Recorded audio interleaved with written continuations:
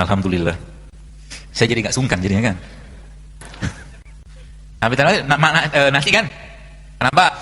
Kita bahas sedikit-sedikit supaya nanti teman-teman paham apa yang harus kita lebih banyak makan, apa yang harus kita kurangi, seperti itu maksudnya. Ya. Tadi mungkin ada bilang, kenapa ayam tadi apa tadi? Nggak makan nasi kan? Ayam makannya apa? Apa bekatul ya? Sekam itu kan? Nah itu kalau saya disodorin atau saya disajikan sekam atau mungkin sekam sama nasi putih gitu kan, saya akan pilih sekamnya karena lebih banyak serat dan gizinya di sekamnya. Paham ya? Jadi sekali-kali cobalah makan sama ayam dua, kan gitu. Ya. Jadi banyak masalah dalam makanan kita zaman sekarang yang kita nggak sadar. Ya. Kemudian tadi nasi goreng pakai telur nggak? Telur itu protein nggak? Diapain? Digoreng kan, diceplok kan? Protein rusak dengan pemanasan. Jadi yang dimakan apa itu? Bingung kan yang makan apa? Kalori tok gitu kan? Miskin serat, miskin nutrisi, miskin enzim, miskin segala macam. Ujung-ujungnya apa? Gak apa-apa sih. Ujung-ujungnya apa? Tubuh minta istirahat. Semua yang menyebabkan keletihan badan kita, Bapak Ibu sekalian, teman-teman sekalian, maka tubuh pasti akan minta istirahat. Makanya malam dijadikan Allah untuk istirahatnya badan. Ya, malam dijadikan Allah untuk istirahat badan. Maksudnya yang diistirahatkan apa sih? Hormonnya, enzimnya, sistemnya, semua diistirahatkan. Itu sebabnya dalam istilah bahasa Inggris, pagi-pagi itu, ya, pagi-pagi itu kita sarapan. Sarapan dalam bahasa Inggris namanya apa? Breakfast. Fast yang di break. Betul? Ibarat kata buka puasa. Buka puasa, Rasulullah mengajarkan pakai apa? Udah mulai kelihatan cluenya kan? Kita disunahkan, Rasulullah mengajarkan pagi-pagi itu makan buah. Quran pun mengatakan seperti itu. Jadi lebih baik pagi-pagi itu supaya badannya pun dalam fase pengeluaran. Pagi-pagi kita buang hajat, buang air besar, buang air kecil seperti itu. Maka pagi-pagi itu yang paling tepat bukan makan bubur ayam, bakwan. Jadi pagi-pagi ngapain? Minum air putih sudah cukup sebenarnya. Anda makan sedikit buah-buahan, ya, dikunyah dengan baik, atau makan kurma sudah cukup pagi-pagi. Dan pagi-pagi juga bukan waktu yang tepat untuk makan karena memang grelin atau hormon lapar itu paling rendah di pagi hari. Jadi kalau orang makannya pagi hari banyak sama kayak siang pasti ngantuk. Seperti yang ngangguk-ngangguk ini para pelaku-pelakunya. Ya. Jadi kira-kira pagi-pagi cocok makan apa? Kapan mau diubah? Besok. Allah sanksinya ya. Ya. Kenapa Anda harus hidup sehat? Kenapa kita harus? Jadi gini, saya sering sampaikan bahwa semua syariat dalam Islam itu menyehatkan semuanya. Ya, tapi kita tidak melakukannya untuk sehat. Kita melakukannya karena kewajiban. Ya, maka ada rukun Islam, kemudian ada sunnah-sunnah Nabi kita sallallahu alaihi wasallam. Kita lakukan itu semua dengan baik, ngikutin bagaimana polanya, enggak usah 100% lah, 20-30% udah lumayan bagus. Ya, contoh mungkin saya sering sampaikan berulang dan saya akan ulang kembali. Mengatasi berbagai macam masalah degeneratif atau penyakit-penyakit degeneratif seperti stroke, darah tinggi, kencing manis, asam urat. Bagaimana cara mengatasinya? Gampang sekali. Ya, kalau kita ngikutin polanya Nabi dan memang sains menjelaskan tentang itu. Nabi menjelaskan atau mencontohkan apa? Ada puasa Senin Kamis 2 kali 4 8. Kemudian ada puasa ayam mulbit 3 kali sebulan. Sudah 8 sama 3 udah 11. Plus ditambah lagi dengan pada tanggal 17-nya atau 19-nya atau 21-nya kita berbekam. Itu sebuah metode pengobatan atau detoksifikasi yang luar biasa. Saya barusan dapat video jadi gini. Dan manusia, supaya teman-teman paham ya, kita memang tidak didesain sebenarnya secara bahasan gigi ya. Kita tidak didesain Allah untuk sering-sering makan daging sebenarnya. Apalagi tiap hari. Kenapa? Karena gigi kita sendiri jumlahnya kan 32. 4 gigi kita gigi taring, betul? Sisanya kan gigi seri sama geraham. Artinya apa? Artinya 4 taring itu kan porsi hewaninya cuma 15%, sisanya nabati. Gitu loh. Kecuali memang giginya taring semua seperti singa. Tapi singa, tadi video yang saya dapat, ternyata singa itu dalam 1 kali setahun Allah ilhamkan kepada mereka untuk makan rumput. Ada videonya. Itu sebabnya kalau teman-teman kita sakit, biasanya kita kirim apa? Atau kita bawain apa? Buah kan? Ada anak bawa bakso, mie ayam, apa gitu, nggak ada kan? Pesannya apa? Pesannya, waktu ente lagi sehat, makan ini barang. Ya, supaya badannya tetap fit. Ya, badannya tetap fit. Masa depan kesehatan kita, teman-teman sekalian, akan ditentukan 5-10 tahun ke depan dari apa yang kita makan hari ini. Banyak lagi, tapi salah satunya itu. Ya, maka perhatikanlah, falyanzuril insana ila ta'ami, kata Allah. Maka Al-Quran memberikan pedoman yang luar biasa baik atau luar biasa penting untuk kita, yang itu sebenarnya ada dalam surat Abasa.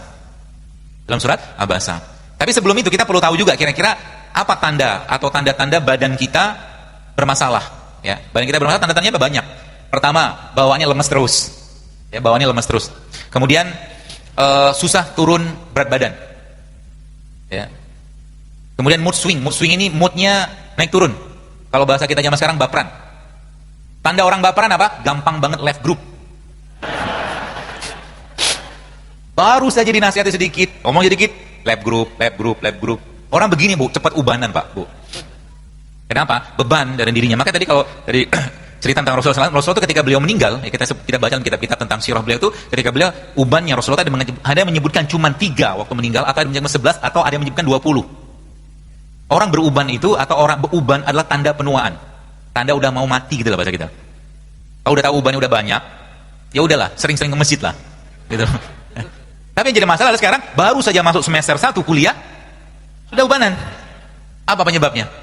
Stres juga ada, mungkin makanan juga. Setiap makanan yang dimakan yang sudah mengalami pengolahan, dipanaskan berulang, dikasih bahan kimia, bahan tambahan pangan, pasti menyebabkan hilangnya elektron dalam badan kita. Kita sebut dengan missing elektron. Jadi kalau teman-teman mau cobain, ya kalau mau sih, coba trial gitu kan. Jadi ada satu orang yang kalau teman-teman lihat di YouTube ada satu orang Amerika yang nyobain makan fast food. Film dokumenternya judulnya Super Size Me. Jadi selama 1 bulan dia makan fast food. Gak usah sebutkan mereknya apa. Dan selama 9 bulan ke depan dia harus mendetok badannya dengan keluhan bahkan penyakit hampir 90 jenis penyakit. Ya, seperti itu. Ya, yang akhirnya dia bisa kembali, tapi itu butuh waktu yang lama. Jadi kalau Anda, ya kalau teman-teman di sini pikirkan baik-baik, kita tuh bersyukur banget Allah ciptakan kita dari tanah. Ya. Dalam surat Al-Mu'minun Allah katakan walaqad khalaqnal insana fi ahsani taqwim. Walaqad khalaqnal insana min sulalatin min tin. Dan kami ciptakan manusia dari saripati tanah. Kenapa tanah? Karena tanah itu sifatnya nyerap dulu. Dia nggak langsung Dia nggak langsung seperti air. Kalau air itu kan langsung larut. Ya, jadi kalau misalkan Anda tiap hari pengen nyampah nggak apa-apa. Nyampah itu makannya nggak sehat, bahasa saya gitu aja.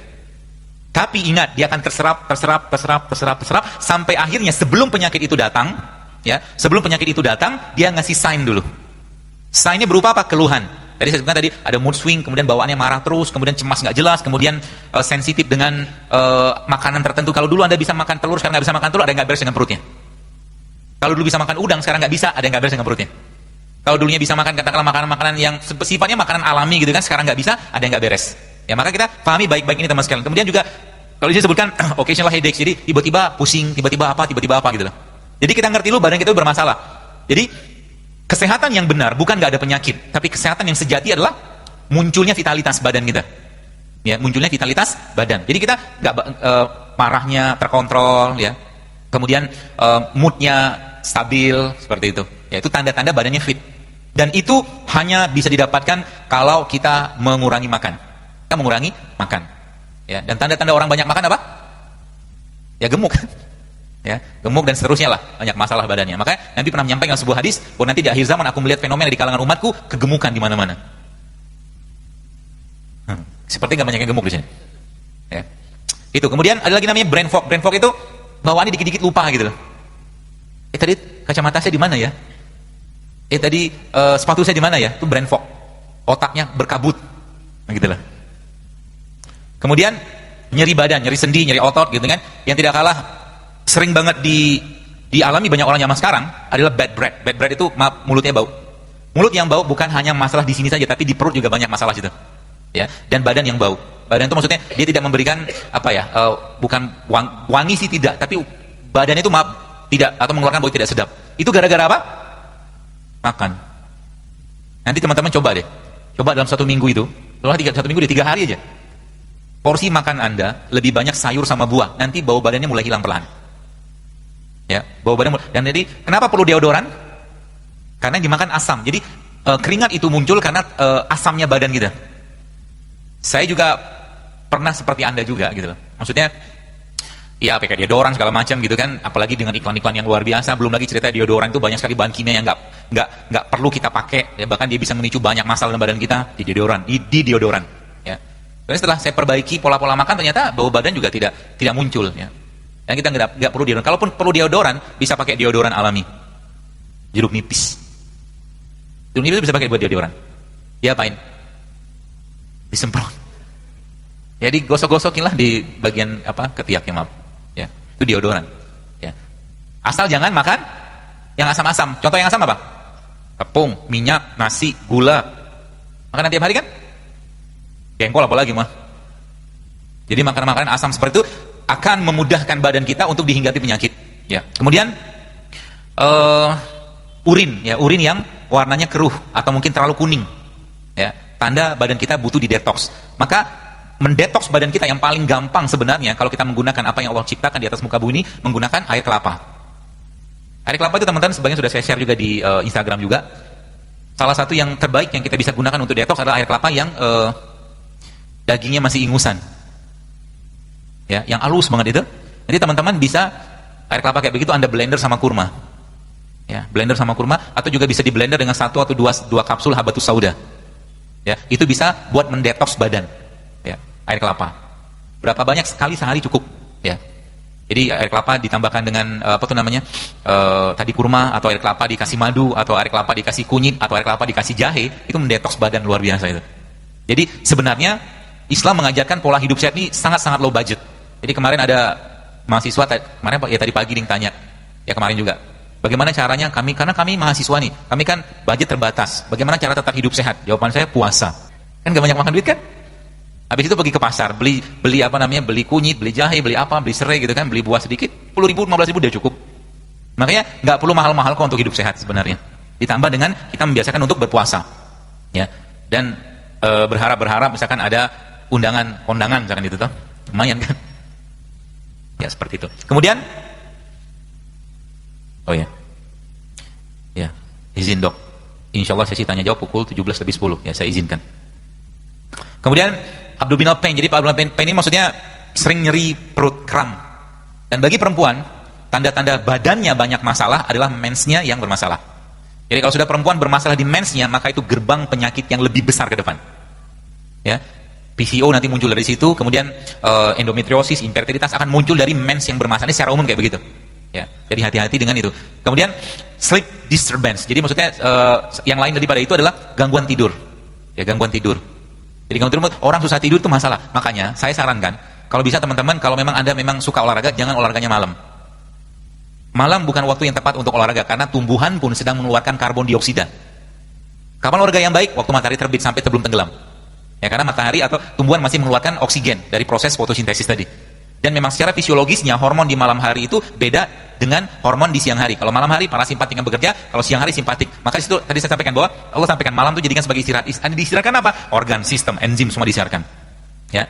Maka saya katakan kalau kita ngerti pola-pola ini, maka nanti ya tadi kan pagi-pagi itu kita makan sayur dan buah. Buah lah terutama ya. Gak usah banyak-banyak makan. Nanti baru siang makan. Sebelum makan siang atau makan beratnya, kita makan buah dulu, dan begitulah Allah ajarkan dalam surah Al-Waqiah. Makan buah terlebih dahulu. Jadi buah itu bukan buat cuci mulut. Ya. Dan memang nggak pernah juga saya lihat ada orang cuci mulutnya pakai buah kan. Gosok-gosok nggak ada. Jadi intinya makan buah. Habis makan buah Anda makan apa? Sebelum makan buah, lebih baik Anda minum dulu. Minum air dulu. Airnya diapain? Airnya boleh Anda tambahkan madu, Anda bisa tambahkan jeruk nipis atau mungkin air jahe sebelum makan buah tadi. Habis itu baru makan buah kan? Udah kenyang belum? Kalau udah kenyang alhamdulillah banget kan? Jadi nggak perlu banyak makan yang lain. Jadi akhirnya kita membiasakan untuk tidak terlalu banyak makan, tapi sekali makan berkualitas. Kalau sudah dapat buah seperti Anda, boleh kita lanjutkan dengan makan sayur. Ya, polanya kayak begitu. Kalau saya sih ya, sayur nanti di situ ada sayur. Kalau memang butuh protein, silakan pakai protein. Dan protein terbaik yang ada di Indonesia namanya tempe. Kalau nggak dapat daging, tempe itu baik banget. Bahkan nanti sekarang saya nggak ada demonya. Kadang-kadang tadi di masjid di mana tadi? Di TSM tadi itu saya mendemokan bagaimana kita bisa bikin sambal yang kita tempe kita makan pakai sambal. Tempenya mentah ya? Kok kan tempe kan protein. Protein kalau digoreng, dipanaskan kan rusak. Sebagian besar rusak. Jadi makan tempe itu lebih baik mentah. Oh nggak percaya deh. Baru tahu ya Pak?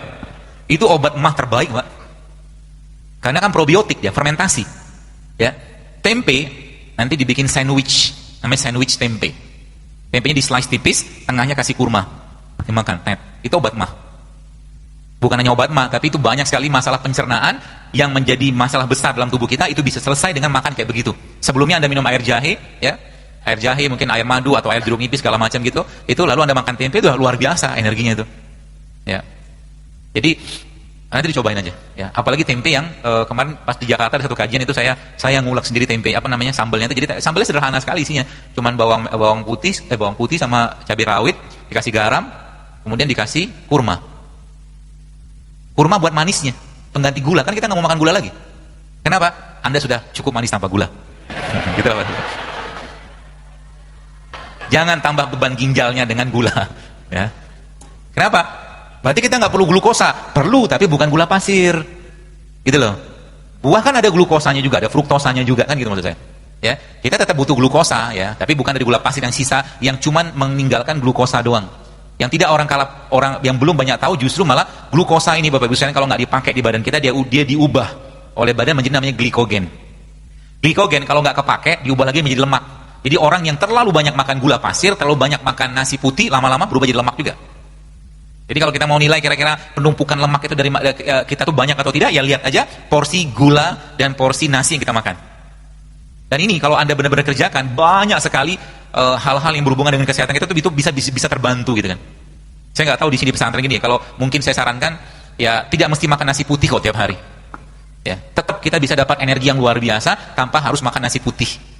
Misalkan kita mau tetap makan nasi putih silakan, tapi jangan banyak-banyak. Berapa banyak? Kalau saya biasanya cuma 1 sendok makan. Hal lagi. Hailah. Seperti kaget banget. Anda tetap bisa hidup tanpa nasi, percayalah saya. Saya kadang-kadang bisa seminggu nggak makan nasi. Kadang-kadang saya bisa nggak makan sampai 20 jam, tapi minum aja. Karena saya ngerti bahwa ternyata ketika tubuh kita itu dibiasakan lapar, jadi gini. Saya coba tunjukkan sebuah slide supaya teman-teman paham. Jadi nanti lama-lama kita nggak perlu banyak makan, tapi sekali makan tuh berkualitas. Jadi gini, ada namanya model kompartemen. Jadi ketika kalori masuk nggak kepake, glukosa gitu kan, dia diubah jadi glikogen. Glikogen nggak kepake, dia disimpan jadi body fat. Jadi sekarang kalau Anda mau mengakses body fatnya, jangan masukin kalori. Dokter kok mirip keto, mirip, tapi saya tidak mengatakan ini keto banget karena saya ubah. Jadi tetap kita butuh glukosa kalau saya. Ya, glukosa yang kompleks, bukan simplek kalau saya. Kalau kayak gula pasir itu kan glukosa yang simple. Ya, itu justru memberatkan badan kita. Jadi caranya gimana supaya bisa dibongkar? Ya jangan atau berikan kesempatan badan kita untuk membongkarnya dengan cara apa? Jangan lagi memasukkan makanan-makanan yang bisa mengubah glukosanya menjadi glikogen bahkan sampai lemak. Maksudnya gimana? Apa contoh makanan atau minuman yang hampir-hampir nggak ada kalori? Contohnya apa? Air putih kan? Air putih. Terus tanda badan kita tuh sudah banyak banget timbunan body fatnya atau lemaknya dari mana? Pegang aja pinggangnya. Kalau pinggangnya banyak lipetan, itu banyak body fat yang tersimpan nggak kepake. Artinya, ibu-ibu juga sama, ya, bapak-bapak lagi kan. Artinya, apa tuh namanya? Banyak timbunan energi yang nggak kepake. Jadi saya waktu baca sebuah tulisan gitu kan, tapi ini bukan penelitian tapi tulisan lah, seseorang dokter juga dia katakan ketika seseorang membiasakan lapar sampai 20 jam, artinya dia nggak makan tapi minum iya ya, jadi minum kopi boleh nggak? Boleh, tapi kopi pahit. Dia minum air putih atau teh hijau seperti itu, atau makan-makan yang rendah kalori gitu, maka di 20 jam tubuhnya akan menjadi mesin pembakar lemak yang luar biasa. Ya, maka Islam memberikan petunjuk atau Allah memberikan petunjuk kepada kita, salah satu cara terbaik untuk membersihkan badan itu ya melaparkan diri sebenarnya. Ya, dan lapar itu sebenarnya bukan sensasi yang ada di perut tapi di sini. Kita mengendalikan. Jadi kalau kita sudah bisa mengendalikan lapar, maka kita bisa banyak mengendalikan hal-hal yang lain. Jadi nanti kalau Bapak Ibu kondangan, kan banyak makanan tuh. Dari rumah sudah komitmen. Melatih diri judulnya kan. Sampai di sana, salaman lah sama pengantin, doakan seperti itu, lalu Anda makan buah, minum air putih, pulang. Tuh katanya mau melatih lapar. Habis pulang dan nyari bakso apa gitu. Sama aja bohong. Hidup sehat tuh Pak Bu, kalau Anda tidak merasakan nikmatnya, Anda tidak akan mau mengerjakannya. Sama kayak orang pergi umroh atau haji. Orang udah tahu nikmatnya, orang pengen lagi gitu loh. Kalau saya kemarin ya lihat beberapa teman-teman pas dalam sebuah safar gitu kan, saya lihat mereka dengan gampangnya makan mie instan yang dalam cup itu, mereknya itulah pokoknya. Saya bilang tega banget nih orang gitu kan. Badannya udah bersih-bersih gitu kan, sudah bagus, sudah sempurna luar biasa, tapi subhanallah malah dikasih makanan kayak begitu. Dan ternyata terbukti beberapa lama kemudian, seminggu kemudian mulai tuh batuk lah, demam lah, macam-macam keluhannya. Tubuh kita tuh nggak langsung sakit ketika makan kayak begitu, tapi dia butuh waktu dulu gitu kan. Kan kelihatan gitu kan. Dan terbukti gitu kan, banyak orang yang ketika mereka memang hidupnya jauh lebih sehat, itu mereka bertahan, badan itu bertahan Bu. Apalagi zaman sekarang kan sering banget kita nyalakan musim. Betul? Musim hujan, ini batuk pilek nih gitu kan. Kayak nggak ada yang benar musim begitu, yang benar badan dia doang. Rambutan disalahkan, batuk. Apalagi itu? Duren. Duku, macam-macam lah gitu kan. Kalau kita tidak mampu beradaptasi dengan musim buah atau apapun, badan kita yang salah gitu kan. Karena terlalu banyak, kalau mungkin bahasa sederhana itu terlalu banyak sampah metabolisme yang nggak terurai. Gara-gara apa? Gara-gara terlalu banyak makan makanan yang tidak sehat. Ya. Dan saat ini boleh saya katakan saat ini banyak sekali makanan-makanan yang sebenarnya Anda tidak layak makan. Ya. Jadi kalau teman-teman makan, mulai sekarang pikirkan baik-baik. Kira-kira yang saya makan ini bisa menyebabkan penyakit atau bisa membuat badan saya lebih sehat. Jadi nanti ketika Anda mau makan sosis, Anda sudah mulai mikir. Ya. Dan salah satu indikatornya, indikator kita udah sehat, sudah insyaf, sudah benar gitu ya. Anda bisa berbinar-binar melihat toko buah atau buah-buahan. Kayaknya happy banget. Tapi kalau masih di jalan yang tidak benar, lihat abang-abang gorengan itu bahagia luar biasa gitu kan. Itu masih belum benar. Ya. Dan tidak ada. Jadi nanti kalau sudah otaknya, pikiran kita, badan kita sudah terkait dengan itu, kita memang minta. Jadi nggak makan buah tuh nggak enak, makan sayur nggak enak gitu kan. Nggak minum madu, nggak apa, itu badan tuh nggak enak. Itu kita sudah merasakan nikmatnya. Sebagaimana orang yang malamnya lewat tahajud itu nggak enak banget paginya tuh. Nyeselnya luar biasa. Sama juga dengan hidupnya. Dan itu kalau kita jadikan bagian dari ketaatan dan ibadah kita kepada Allah, maka dapat pahala juga. Apalagi ibu-ibu nih. Alhamdulillah di Instagram saya itu followernya 87% perempuan. Statistiknya saya baca gitu. Tapi saya senang. Kenapa? Mereka penguasa dapur. Jadi ibu-ibu itu akhirnya satu persatu suaminya minta teh, minumin aja, kunyit. Gitu kan. Mau minum atau tidak? Paksain kan? Akhirnya saya lihat gitu kan, mereka bikin infus water atau air nano apa bahasa kita gitu kan. Akhirnya suami juga ngikut, anaknya juga ngikut. Satu keluarga sehat. Dan ternyata mereka bilang biaya kesehatan mereka menurun drastis, coba. Hal sederhana loh. Ya, hal sederhana yang kita memang butuh effort untuk mengubahnya. Ya, kalau boleh saya katakan untuk kita switching nggak makan nasi itu butuh effort. Tapi Anda harus berusaha. Ya, berarti nggak makan nasi sama sekali, makanlah tapi jangan banyak-banyak, gitu kan? Ya, atau mungkin diganti dengan karbo-karbo yang lain. Ya, atau juga ketika mungkin lagi semangat banget hidup sehat gini kan, ada teman ngajakin baksoan yuk, gitu kan?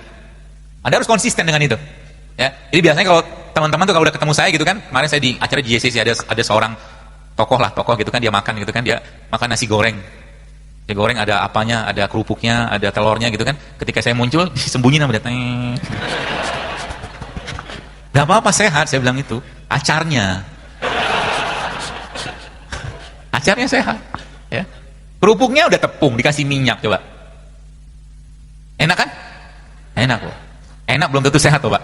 Kalau saya milih enak dan sehat. Ya, makanya akhirnya saya mencoba mengembangkan sendiri bagaimana memasak ya. Contoh kemarin saya di Jakarta, tadi saya share juga bagaimana kita masak ikan. Ikan itu bisa dimasak tanpa kita perlu minyak. Makanya kita bikin waktu di cooking class itu kita bikin ikan gabus yang kita file gitu ya. Ikan gabus yang di file, kemudian kita kasih jeruk nipis, kita kasih zaitun, kemudian kita panggang. Nggak pakai minyak. Kemudian kita makannya pakai dressingnya pakai alpukat. Alpukatnya di blender, ya, dikasih bawang putih, dikasih jeruk nipis, dikasih salt, dikasih garam, dikasih pepper, lada hitam, dikasih itu. Jadi ditaruh di atasnya. Enak. Sehat nggak? Oh, kalau gue gitu, bro. Maaf ya, bro. Mie ayam lewat, bro. Kenapa? Karena saya sayang dengan badan saya. Saya tidak mau akhir kehidupan saya nyusahin keluarga. Saya tidak mau akhir kehidupan saya, kalaulah kita nauzubillah min zalik kena penyakit yang akhirnya keluarga kita sibuk ngurusin kita gitu loh. Padahal itu kita bisa ubah dengan sedikit mengubah isi piring, Pak Bu. Sedikit mau berusaha ya untuk menciptakan habit atau kebiasaan-kebiasaan yang baik dalam makanan. Karena kata kunci di makanan. Anda pergi ke gym, ada mungkin fitness segala macam, tanya sama personal trainer, 80% badan kita itu dibentuk mana? Makanan. Hanya 20% exercise-nya. Betul? Bagaimana mau sehat kalau misalnya isi piringnya, isi gelasnya katakanlah belum menunjukkan sesuatu yang bisa menyenangkan badan kita. Maka di situ kita belajar ada enzim, ada probiotik, ada prebiotik gitu kan. Misalkan kurma itu prebiotik. Maka Nabi katakan di samping memang prebiotik terbaik itu kurma merupakan salah satu makanan yang namanya resistant starch. Resistant starch itu dia bisa memperbaiki isi usus. Jadi coba rutinkan makan kurma setiap hari 7 butir saja, minum air hangat, kurangi makanan-makanan yang tidak sehat, nanti seminggu kemudian Anda akan rasakan badan lebih baik. Hanya makan kurma doang loh. Itu dahsyatnya, maksudnya Allah tuh begitu luar biasanya. Kemudian kita di Indonesia kaya dengan rimpang-rimpangan, ada kunyit, ada kencur, ada temulawak, lengkuas seperti itu. Itu luar biasa loh. Di situ segala, jadi gini, kalau kita belajar dalam Al-Quran, Allah katakan dalam manusia kami ciptakan dari saripati tanah. Dan ternyata sains memang menjelaskan kepada kita bahwa komponennya badan kita itu exactly mirip banget dengan komponen tanah. Artinya apa? Kalau Anda mau sehat, maka kembalilah ke produk yang tumbuh di tanah, gitu loh maksudnya.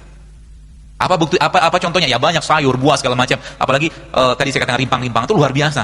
Kalau kita konsumsi dalam jumlah yang sedikit, kalau banyak, insya Allah efeknya bagus sekali. Ya. Dan jangan pernah bertanya keamanannya. Ya, ada orang bertanya, dok maaf, kalau minum kunyit itu aman nggak? Karena saya baca penelitiannya, kata dia begitu. Karena saya baca penelitiannya, karena ternyata disitu disebutkan kunyit itu kalau diminum, ya bisa menyebabkan mandul. Gitu. Saya jawab, iya, kalau ente minumnya seember. Sekelingking, 2 kelingking, berapa banyak sih gitu loh. Ya orang tua kita zaman dulu juga minumnya kunyit gitu loh.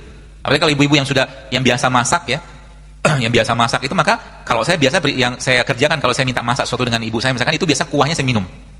Ya, pindang atau gula yang tanpa santan, itu kan ada kunyit, ada lengkuas, ada bawang putih gitu, itu saya minum karena itu obatnya di situ. Gitu. Ya, polanya kayak begitu. Maka nanti kalau Anda yang kan saya lihat di sini banyak yang belum menikah. Jadi kalau mau cari jodoh yang tanya sama dia, kamu minum madu sehari berapa kali? Kan pernikahan kan ingin menghasilkan keturunan, betul nggak? Dan sekarang gimana mau menghasilkan keturunan yang baik, katakanlah berkualitas, peradaban Islam, kalau seandainya makannya bermasalah? Karena apa yang kita makan akan membentuk gen. Ya, apa yang kita makan akan membentuk gen. Kalau tiap hari dia makan bubur ayam kerupuk, nanti mental juga mental kerupuk. Serius, saya nggak bercanda ini. Ya, beneran. Ya, behaviornya manusia dipengaruhi oleh apa yang dia makan. Ya, perilaku kita dipengaruhi oleh apa yang kita makan. Kenapa orang-orang Barat banyak jadi LGBT, lesbi? Karena kebanyakan makan babi. Babi kan begitu perilakunya, gitu loh. Jadi mereka emang nggak ada hal-hal yang sifatnya mereka paham dari sisi ini. Teman-teman mungkin pernah lihat kisah babi yang dia ketemu dengan babi itu nggak punya selera atau tidak punya semangat juangnya, terutama babi jantan. Jadi ketika babi perempuannya dia, katakanlah misalkan sebelah mungkin istrinya pasangan dia itu diganggu, dia nggak ada cemburu sama sekali. Akhirnya kan mereka kan begitu kelakuannya kan di sana kan, gitu loh. Jadi makanan mempengaruhi perilaku. Kita tidak mengatakan kita makan babi, tapi makanan-makanan yang melemahkan pencernaan kita itu bisa mempengaruhi behaviornya kita. Karena ada satu quote yang teman-teman perlu pahami. Judulnya itu, quote itu berbunyi, good food is good mood. Ya, good food is good mood. Jadi kalau kita mau dapatkan mood yang baik, maka makanlah makanan yang masih asli alami tanpa diolah. Ya, dan salah satunya adalah ya buah dan sayuran sebenarnya.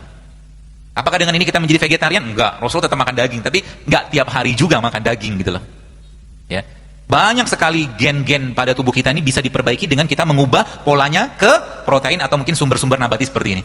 Sesimpel itu sebenarnya. Apalagi kalau kita lihat, Indonesia dijajah Belanda 350 tahun gara-gara apa? Rempah loh. Rempah itu kalau kita optimalkan, itu akan jadi obat yang luar biasa banyak manfaatnya, Pak Bu. Ya. Apa saja mungkin saya coba jelaskan sedikit. Jadi mulai dari, ya ada namanya turmeric, kunyit ya. Kunyit itu, kalau Anda campurkan sama coconut milk, santan. Santan itu sehat nggak? Sehat, asal jangan dipanaskan. Oh, yang keberapa ini? Santan itu sehat, ya. Jangan berlebihan dan jangan dipanaskan. Kalau dipanaskan, berulang-ulang dimasukkan makanan di sana, namanya apa? Rendang. Rendang kan begitu kan? Santannya kan jadi sesuatu yang dipanaskan berulang-ulang, dia bisa menghasilkan radikal bebas, teroksidasi, ya. Gitu. Jadi turmeric, jadi bisa bermanfaat untuk apa? Salah satu anti nyeri, salah satu anti peradangan, salah satu anti aging terbaik itu namanya kunyit turmeric kalau mereka bilang gitu. Kemudian ada ginger. Ginger itu kan apa namanya? Jahe. Ya, jahe merupakan salah satu radikal scavenger terbaik. Jadi radikal scavenger itu dia bisa memakan radikal bebas dalam badan kita. Coba. Begini ini kan luar biasa loh. Ini baru jahe. Kemudian apa lagi? Pepper. Pepper itu kayak semacam cabai lah ya. Cabai. Kemudian cinnamon. Cinnamon salah satu tumbuhan atau produk ciptaan Allah yang terbaik untuk memperbaiki masalah ginjal pankreas. Dan Indonesia, terutama di daerah Kerinci, di Jambi, provinsi Jambi itu, dia merupakan salah satu produksi atau produsen kayu manis yang terbaik. Kayu manis diketemukan dengan nanas, itu efeknya luar biasa. Ya, jadi ketika kita mengcombine kayak begitu, contoh misalkan, saya pernah share waktu itu bonggolnya nanas. Jadi bonggolnya nanas itu yang bagian tengahnya itu kalau teman-teman blender sama habatus sauda, ya dia akan jadi minuman gitu kan. Nah itu bisa digunakan untuk orang-orang yang sinusitis. Bonggolnya nanas. Ya, jadi banyak sekali manfaatnya ya nanas itu. Kemudian black pepper ini kan lada hitam. Ya. Coba mulai, tehnya kita hari-hari itu diganti dengan teh bumbu. Jadi pagi-pagi itu Anda bikin teh kayu manis. Jadi mau air panas gitu ya, kasih masukin kayu manis, nanti kasih madu sedikit nggak apa-apa. Nggak minum pakai madu pun nggak apa-apa. Kita mulai membiasakan untuk tidak mendapatkan manis ketika minum. Nanti manisnya dari mana? Dari buah atau dari madu terpisah. Tapi kalau kita pengen madu silakan. Dan jangan pakai gula pasir. Jadi bapak-bapak yang pengen minum kopi, minumlah kopi, tapi jangan pakai gula. Kopinya kopi bubuk, tapi bukan kopi saset. Karena kopi salah satu fat burner. Kopi merupakan salah satu pembakar lemak yang baik. Ya, tapi jangan pakai gula. Dan setiap orang itu punya karakter beda-beda. Kalau saya biasanya mood booster mineral saya, mood booster. Jadi kalau saya pengen punya ide tertentu, itu biasanya saya minum kopi sama coklat. Ya kalau di kafe namanya kafe mocha itu loh. Kopi sama coklat kan itu kan? Kalau saya, tapi tiap orang kadang-kadang beda. Termasuk coklat juga salah satu mood booster yang luar biasa. Dan di samping itu juga salah satu yang terbaik kita bisa konsumsi di pagi hari, ya. Dan juga berperan untuk memberikan sensasi perasaan yang nyaman, namanya pisang. Jadi pisang itu bagus sekalian. salah satu produsen hormon atau dia mengandung bahan yang bisa membuat tubuh kita lebih bahagia. Karena pisang di dagingnya pisang itu, terutama pisang-pisang yang sudah ada patch, sudah ada titik-titik hitam itu, dia tinggi sekali kandungan hormon kebahagiaannya. Bahan bakunya, maaf. Jadi kalau Anda mau makan pisang, cari pisang yang sudah titik-titik gitu. Ya, kalau nggak ketemu itu, yang tidak kalah tingginya pada pisang yang menjadi bahan baku hormon kebahagiaan, itu namanya serotonin tadi, itu ada di kulitnya. Jadi kulit pisang itu juga mengandung bahan baku hormon. Jadi kalau bapak-bapak pengen makan pisang, makan sama kulit. Kalau susah, di blender aja. Di blender, kasih kurma sedikit, jadi deh smoothies pisang. Itu nikmat sekali dibikin. Kalau secara teorinya bisa bikin happy, karena dia mengandung serotonin sangat tinggi. Luar biasa kan? Jadi setiap perubahan rasa, warna, bentuk pada buah itu beda fungsi semua. Kurma, ada kurma yang masih basah, yang masih mengkelit agak keras. Itu ada sepetnya, ada manisnya, ya. Dia peranannya dia itu cenderung bisa memperbaiki fungsi liver. Tapi kurma ketika sudah matang, peranan dia lebih dominan ke lambung. Jadi setiap perubahan warna pada tumbuhan itu beda peran. Jadi Allah menciptakan itu Bapak sekalian dengan beraneka ragam warna, dengan beraneka ragam rasa, itu punya manfaat sendiri untuk manusia. Sehingga nanti kalau teman-teman mau nyobain pagi-pagi, selain tadi beberapa pola buah tadi, Anda juga bisa bikin pagi-pagi itu kayak semacam, ya salad-salad sederhana lah ya. Anda ambil buah, misalkan ada apel, ada anggur, atau mungkin buah-buah yang gampang kita dapatkan lah ya, atau belimbing gitu. Lalu sedikit tambahkan dengan timun misalnya gitu. Lalu Anda peres jeruk nipis, kasih madu, kasih garam. Itu sarapan pagi kayak begitu. Saat anda sarapan seperti itu, tiba-tiba ada bunyi piring, ting ting ting, bubur gitu kan. Godaan lagi gitu kan. Ya, maksud saya kita harus komitmen ya. Sebab sebagaimana juga dengan orang yang tidak memaksakan dirinya untuk tahajud, sampai mati pun dia tidak akan bisa tahajud.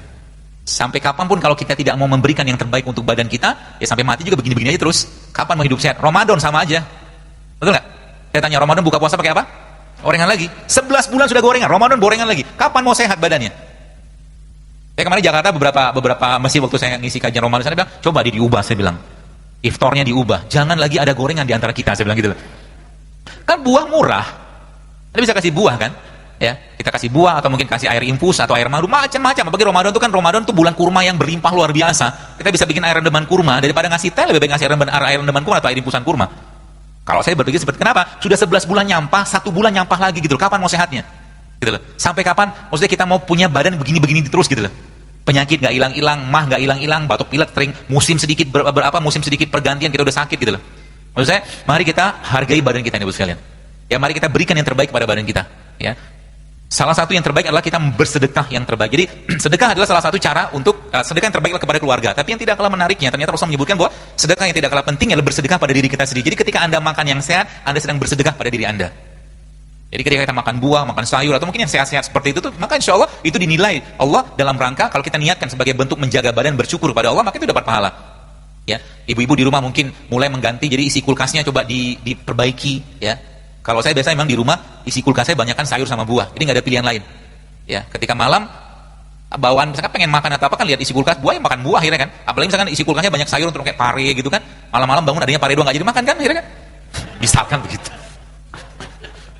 Ya, seperti itu. Ya, mari kita ubah Bu sekalian, karena untuk membangun sebuah peradaban Islam yang besar itu, yang kita mungkin mewujudkan bersama-sama dan umat ini mau bangkit, yang tidak kalah penting itu makanan sebenarnya.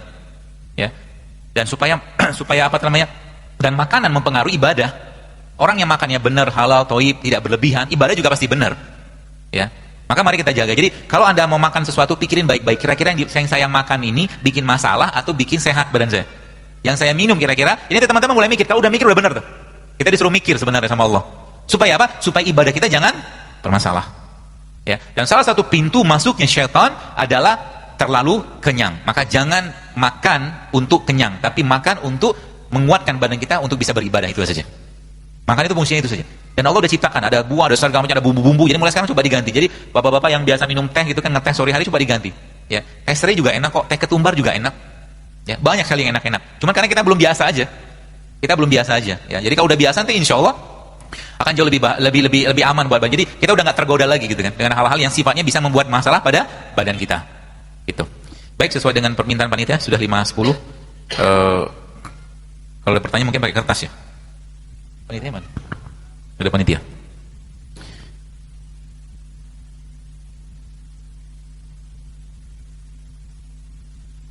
Bagaimana cara menormalkan kembali menstruasi? Saya menstruasi terlalu lama. atau 2 hari bersih lalu datang lagi sebelum KKN, menstruasi saya normal, tapi setelah KKN jadi lama. Stres mungkin karena KKN ya. Ya. Memang menstruasi seperti itu, pengaruhnya ke pikiran juga. Ya. Dan ada caranya sih, maksudnya kalau mau cara atau mungkin dibikin polanya ya salah satunya dengan berbekam. Berbekam itu juga salah satu cara untuk memperbaiki metabolisme badan kita.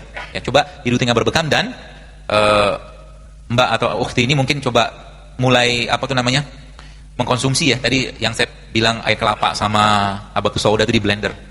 Ya, itu juga bisa digunakan untuk memperbaiki metabolisme atau mungkin siklus menstruasi. Saya mau nanya bagaimana cara menyehatkan fungsi liver. Lidah saya putih bergigi-gigi di ujungnya, katanya di livernya terganggu. Kalau saya sih polanya yang semudah-mudahnya aja. Jadi memang tidak mutlak bisa diterapkan, tapi teman-teman bisa pakai. Liver kalau bermasalah di badan kita biasanya muncul keluhan atau muncul satu tanda dalam badan kita namanya jaundice atau kuning. Ya, kekuningan, ikterik kalau dalam bahasa medisnya. Maka ikterik itu kita obati dengan sesuatu yang Allah ciptakan yang berwarna kuning juga, seperti kunyit, wortel atau mangga atau temulawak, ya. Ditambahkan nanti dengan habatus sauda juga bisa. Ya, itu bisa dibikin seperti jamu-jamu seperti itu juga bisa. Dan liver ini fungsinya dia lab terbesarnya kita. Maka jangan ganggu dan jangan bebani dia dengan makanan-makanan yang bisa melemahkan fungsinya. Contohnya apa? Tepung, lemak, ya lemak-lemak yang dari gula juga lemak sebenarnya kalau nggak dipakai. Ya, jadi itu salah satunya. Ya bisa digunakan. Ya. Kalau gula pasir diganti gula aren, apa sama bahayanya? Ya lebih baik. Ya, tapi kalau nggak diganti, misalnya nggak pakai gula aren juga nggak apa-apa. Ya, tapi lebih baik daripada gula pasir. Ya. Dan jangan ganti dengan gula sintetik atau pemanis buatan. Saya tidak menyarankan kalau pemanis buatan. Ya. Kalau mau ganti gula aren silakan, atau mungkin madu lebih baik. Ya. Atau kalau mungkin gula kelapa atau gula singkong juga bisa. Minta resep untuk pasien gagal ginjal kronis. Case-case seperti ini Bapak Ibu sekalian, mungkin saran saya lebih baik berobat intensif ke herbalis, ya, orang-orang yang paham tentang herbal gitu kan. Karena tidak cukup cuma sekedar dengan resep, karena biasanya orang-orang yang kena gagal ginjal ada underlying penyakit yang lain. Ada penyakit yang melatar belakangi, misalkan darah tinggi, ya, atau jantung atau apapun, ya. Kalau cuma sekedar ngasih resep ya bisa aja, cuma saya nggak tahu kan ini harus dipantau, ya. Kalau orang gagal ginjal itu biasanya urium, kreatininnya, ya. Jadi saran saya mungkin coba di Bandung kan banyak nih teman-teman yang sudah buka klinik herbal tapi yang sudah senior sih ya, yang bisa menterapi seperti itu. Bukan nggak mau jawab, tapi nanti malah tidak efektif. Bagaimana memilih atau mencari buah yang tidak baik? Mencari buah yang tidak baik. Maksudnya apa? Memilih buah yang baik kali ya? Ya sebisa mungkin. Kalau buahnya itu buah lokal lebih baik sebenarnya. Ya, kan kalau apel ya, apel itu kan ada lilinnya, ada waxnya kan. Kalau manggis kan nggak ada. Apel juga kemungkinan dia disemprot juga. Anggur apalagi. Jadi kita coba cari buah-buahan lokal yang tumbuh alami tanpa perlakuan kimia. Banyak kok. Belimbing biasa tumbuh sendiri tuh. Pepaya sebagian ya, pepaya kampung kalau bahasa saya. Kemudian pisang juga tumbuh sendiri ya. Biasa tanpa ada intervensi kimia ya, seperti itu. Kalau memang terpaksa atau memang adanya buah seperti itu ya harus dicuci dulu, karena bahan kimia pestisida pada buah-buahan atau sayuran tidak bisa hilang dengan pencucian air biasa. Dia lengket. Anda minimal harus cuci pakai air baking soda ya, atau mungkin air alkali yang pH tinggi ya, seperti itu, atau minimal pakai air garam. Kalau makan kalau makan buah jadi sering buang angin, ya bisa diimbangi dengan makan yang hangat seperti jahe ya. Jadi kalau Anda sering buang angin ya Anda minum yang hangat-hangat juga ya, karena beberapa herbal bersifat untuk membuangnya seperti jahe, kayu manis, cengkeh ya, bunga lawang itu juga bisa dipakai.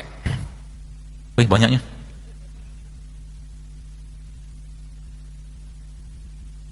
Saya diponis autoimun, bagaimana cara menanganinya? Ya, pengalaman saya mungkin bisa dicoba. Ya, mudah-mudahan Allah sembuhkan. Salah satu yang saya biasa sarankan bagi orang-orang atau penderita autoimun itu minum rebusan serai, Bu. Serai. Ya. Oh, jadi bingung. Mendadak sedih saya. Ya, rebusan serai itu juga bisa kita pakai untuk jadi orang-orang autoimun, ya. Kira-kira cara mengolah daging agar tetap sehat namun rasanya tetap ada? Tanya koki lah.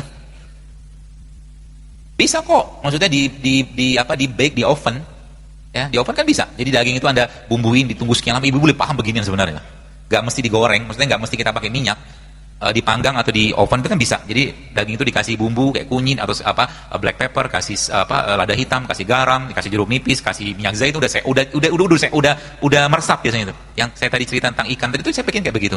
Ada garamnya, ada lada hitamnya, ada jeruk nipisnya, ada minyak zaitunnya. Itu diubek-ubek aja, tunggu sebentar sampai dia meresap. Habis itu kita masukin kayak teflon gitu, seperti itulah.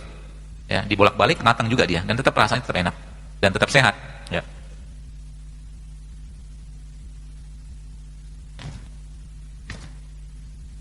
Bagaimana cara mengatasi GERD? Air jahe sama jahe di blender sama kurma disaring, itu bisa. Kasih garam sedikit. Paling gampang, paling mudah ya minum air garam. Garamnya tapi bukan garam dapur ya, tapi garam Himalaya. Resep makanan untuk membakar lemak terkhusus pada pipi dan perut buncit. Gak ada. Puasa. Ya. Mau dikasih makanan kayak apapun, tapi kalau nggak ngurangin kalori yang masuk ya tetap gemuk, akan diubah jadi lemak juga. Ya. Jadi mulailah menyenangi puasa sebagaimana Anda menyenangi makan yang tidak sehat. Ya. Senangin puasa. Jadi hari puasa itu kita bahagia banget gitu kan. Ya, apalagi teman-teman di sini kan ya insya Allah mudahkan kita untuk menjadi daiyah. Maka puasa itu bukan hal yang bisa ditawar lagi sebenarnya. Apalagi teman-teman di sini sudah mulai puasa ya. Sudah rutin puasa, maka jadikan sebagai gaya hidup kita. Karena memang sains memang menjelaskan tentang itu. Puasa 2 kali seminggu, puasa 3 kali sebulan itu ternyata efeknya luar biasa ke badan.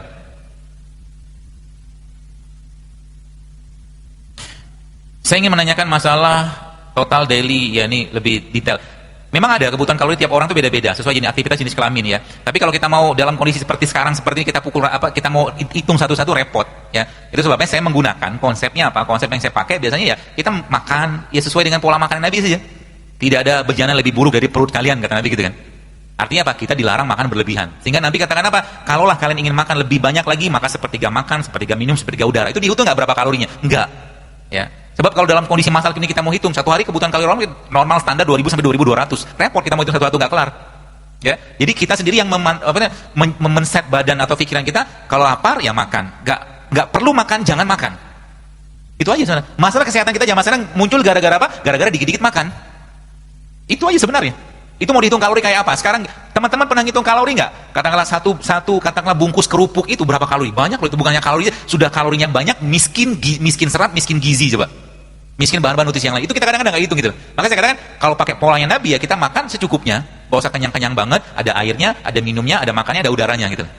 Sebab kalau orang-orang yang ngitung benar-benar ya repot. Kalau saya sih repot sendiri, kecuali memang Anda punya target diet. Dan tadi benar kata A, ya, bahwa memang the true health, kesehatan yang sejati itu bukan nggak ada penyakit, tapi munculnya vitalitas. Kalau saya ngikut BMI, kurus banget saya. Kurus banget. Saya harus menurunkan badan sampai 77 kilo. Kurus banget. Jadi saya punya standar sendiri dalam badan saya gitu loh. Gak mesti ngikut di sana. Yang penting mungkin kita punya lemak total kita tidak terlalu berlebihan ya, atau mungkin lemak visceralnya tidak terlalu berlebihan, itu bisa diukur semua.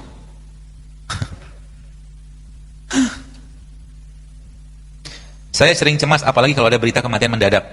Jadi ikutan takut mati mendadak. Juga sampai jantung berdebar kencang. Tapi saya periksa ke dokter, tidak ada penyakit. Emang ada penyakit. Terus ngapain ke dokter? Ya kecemasan itu ya terakhir teori yang ada saya baca dari beberapa kalimat atau mungkin kata-kata para ilmuwan itu, kecemasan itu muncul ya dari sisi ruhiyah, nggak usah dibahas. Sisi ruhiyah mungkin kita belum menikmati zikir, iman kita belum kita rasakan nikmatnya. Itu dari sisi iman. Tapi dari sisi mungkin fisiknya disebutkan di situ adalah mineral defisiensi. Jadi orang itu kekurangan mineral. Mineral dapat dari mana? Rimpang, garam, buah, sayur, protein, prebiotik, probiotik, itu mineral semua itu. Ya. Jadi mulailah rutin makan itu ya tiap hari. Mungkin teman-teman di sini yang Anda mungkin pas kerja atau mungkin sekolah atau nyantri atau nyantren gitu kan, tidak ada salahnya Anda mulai mengubah isi air putihnya itu dengan misalkan masukin kurma di dalamnya, atau Anda masukin kayak jahe atau mungkin kunyit, itu juga punya efek yang baik ke badan ya. Dan itu menjadi asupan mineral buat badan juga. Satu lagi ya. Nggak bisa dibaca semua. Kenapa setelah minum air madu sama lemon kepala jadi pusing? Gak tahu saya. Ya, wallahu alam. Karena tiap orang itu reaksi badan ketika makan sesuatu tidak sama. Ya, pendekatan seperti ini ya mungkin tiap orang itu akan beda. Ada orang yang memang cocoknya minum air lemon sama madu, ya, air hangat atau saya kasih garam. Ada yang cocoknya minum air jahe sama madu. Nah, kita yang lebih paham. Ya, kita yang lebih paham sehingga nanti cocoknya minum apa, minumlah itu. Banyak orang tanya, kenapa saya telah minum ini, saya jadi gelingan segala macam, ya nggak usah minum kalau gitu.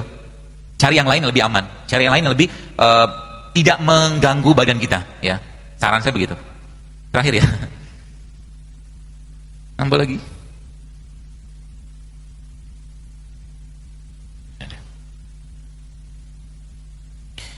Apabila pernah operasi kista, apakah bisa hamil? Bisa.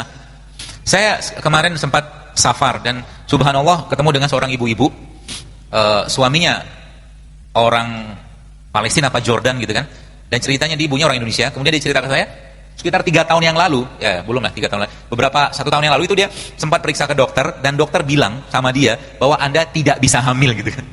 Kata dokternya begitu. Subhanallah. Akhirnya ya kuasa Allah, dia sempat baca tulisan saya di feed di Instagram, dan dia coba praktekkan beberapa yang saya sampaikan di sana. Kemarin dia datang ke saya sudah bawa anak. Gitu loh. Jadi semua tuh maksudnya kalau kita yakin pasti bisa aja lah. Asal apa? Asal kita menyadari bahwa selama ini kita tuh zolim dengan badan kita dengan berbagai macam makanan, minuman yang gak sehat. Sekarang saatnya apa? Banyakin puasa, banyakin makanan yang sehat. Nanti insya Allah kan bisa recovery sendiri dia. Badan kita tuh bisa recovery sendiri insya Allah. Jadi jangan khawatir. Ya. Seperti itu. Baik, saya kira mungkin cukup, sudah hampir 5:30. Mudah-mudahan bermanfaat dan semoga apa yang saya sampaikan ini bisa diterapkan. Ini bukan kajian untuk dicatat, tapi diaplikasikan. Ya. Kalau ada beberapa teman-teman yang mungkin belum bisa menerapkan semua, ya nggak apa-apa, pelan-pelan saja. Ya. Mungkin belum bisa mengurangi gula sama sekali, ya dikit-dikit dikurangi gulanya. Mungkin belum bisa mengurangi nasi, ya mengurangi ya. Ya kita bisa tetap makan nasi cuma dalam jumlah yang tidak terlalu banyak, seperti itu. Kenapa? Sayangi badan kita, dan pada akhirnya nanti kalau kita taat kepada Allah, kesehatan itu hanyalah buah dari sebuah ketaatan ketika kita mengikuti perintah Allah dan perintah Nabi Shallallahu Alaihi Wasallam. Segala kebaikan dari Allah Subhanahu Wa Taala, segala kekurangan dari saya pribadi, mohon maaf kalau ada yang salah. Semoga nanti bisa bertemu lagi dan semoga lebih sehat lagi dan tidak banyak pertanyaan seperti ini, harapannya. Ya baik, dari saya cukup. Assalamualaikum warahmatullahi wabarakatuh.